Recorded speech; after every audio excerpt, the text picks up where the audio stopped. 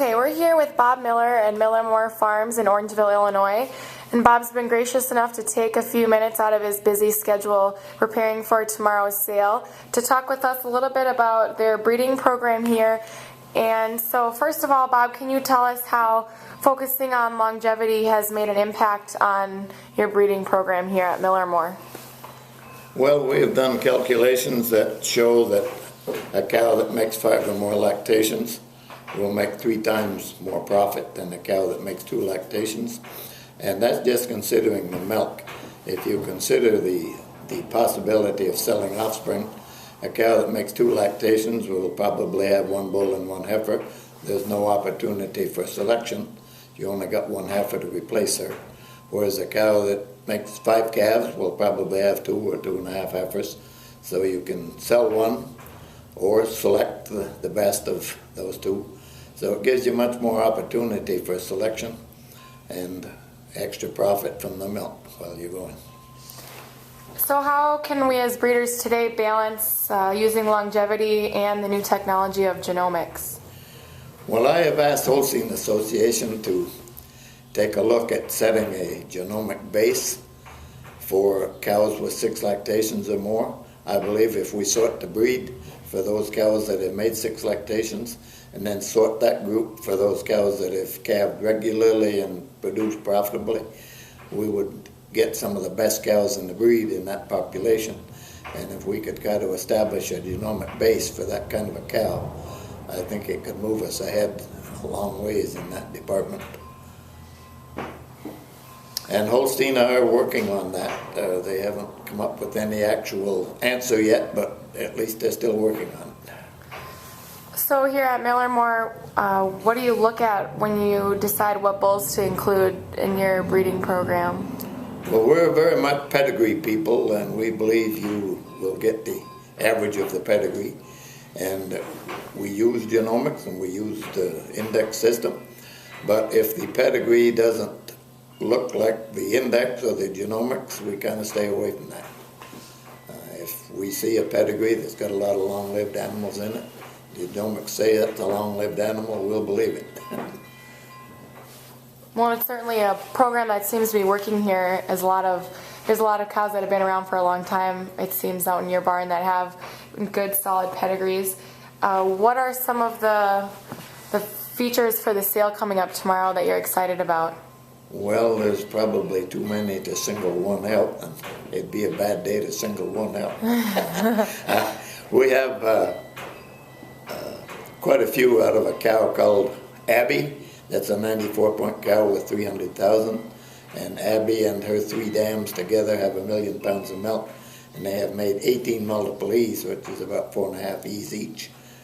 And another cow would be Fancy, who was a 9-generation excellent, and the 9 generations average 188,000 lifetime for all 9 of them. And those are families that we feel will really breed on. And of course, I haven't mentioned the Roxy family. That's always been my mainstay here for many years. These other cows I mentioned are different than the Roxy family. So we do have other families besides Roxy. But she's definitely a favorite, and I'm sure, or I know that there's been stories written in different magazines, and a lot of people have asked you the story about Roxy, but could you just give us a quick version of how you came upon Roxy and how she's changed your life, I guess? Well, in the early 1970s, I worked as a livestock photographer, and I was making livestock pictures in Western Canada, Grenfell, Saskatchewan, near Regina, and came across Roxy, and asked a price on her that day, and the price was a little too high to suit me that day. But I never forgot her, and the next spring we had a sale in the meantime, and first time I had enough money to buy a cow anyway. So we went back, and Roxy was fresh and just looked beautiful. She just kind of overwhelmed me that day, and I decided we better have her, and I have to give my wife full credit. I passed her up at the farm. The guy asked me $30,000, and that night in the motel I was kicking the furniture and saying, I wish I could buy that cow. And my wife says, well, since the sale you've wanted to buy a cow that had a great long-lived pedigree with high test and show potential. And if you had all the money in the world, where would you find another one you like better? I said, do you think I should buy her? And she said, I sure do. So I went to the phone and phoned Loveridge and told him we'd take the cow. And Loveridge said, oh my goodness, I'd have to talk to the family. So we set a time to meet the next morning. I went up to the farm and Loveridge had come up with a new deal. That he would take half the money if he could own half the bull calves the cow had. And I would own all the heifers. So that's the way Roxy came here. Loveridge owned half the bulls. And this was before embryo transfer had started, but right about at the time it started. And so Loveridge done very nicely after that, because we did embryo transfer and we sold some pretty high-priced bulls out of the cow. And he done well for his giving up his $15,000. And then the family has since moved to Orangeville, Illinois from your previous farm in Dundee. So how have things changed since you moved here to Well, Orangeville? we're a lot bigger. At Dundee, we normally milk around 50 cows, and here we're milking 140. We have got to 140 pretty much from all internal increase, very few purchases. We did purchase 5 or 6 new cow families, but basically it was all internal. And so the classification is still 110, but we have been higher than that when we just had 50. But since we've kept almost everything in the last few years to build up, haven't been able to call quite as hard as we had in the past. And do you have any goals or plans for expansion in the future, or are you pretty much at the size you want to stay? No, we have no plans for expansion at all.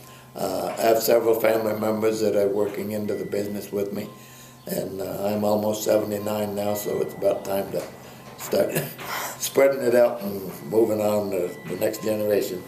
Right. Lots of years of good memories, I'm sure. Could you pick a favorite memory from your registered Holstein lifetime, as far as something in the show ring or something with Roxy, or anything that really stands out in your mind as a highlight? Well, of course, when Roxy won Queen of the Breed, that was quite a highlight, and then she went on to win Queen of the Breed 2 times and International Cow of the Century.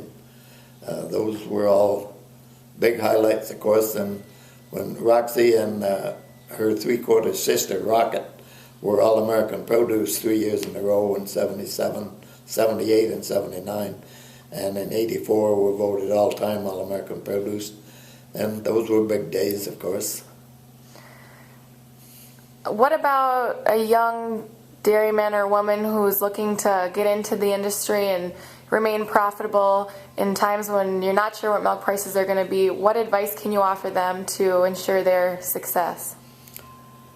Well, I think the first thing is to be careful when you buy that you buy good deep pedigrees, because over the years we have learned that cows will breed pretty much to the average of the pedigree. And if you stick with good solid pedigrees with good solid production and good solid type,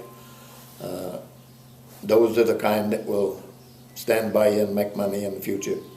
And you won't win with every one of them, but you got to start with the good ones and sort them out as you go. And it gives you something to sell if you start with a good pedigree. When you have an offspring to sell, everything that's born has a good pedigree, and that makes it easy to merchandise.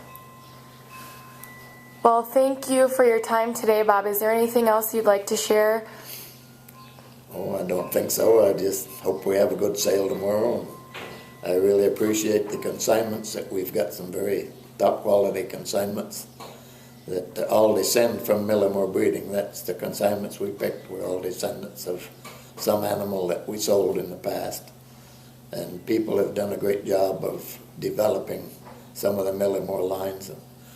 One of the great breeders that we just lost, Pete Heffring, of course, was the guy that maybe done the most, but there's other guys like Matt Nunes that really done well with the Roxy family, and David Tate, and there's many. I should be careful naming them because I'll miss the main ones. Well, thanks for your time today, Bob, and it really is a good lineup, and we're looking forward to a good sale tomorrow. Well, thank you very much, Megan.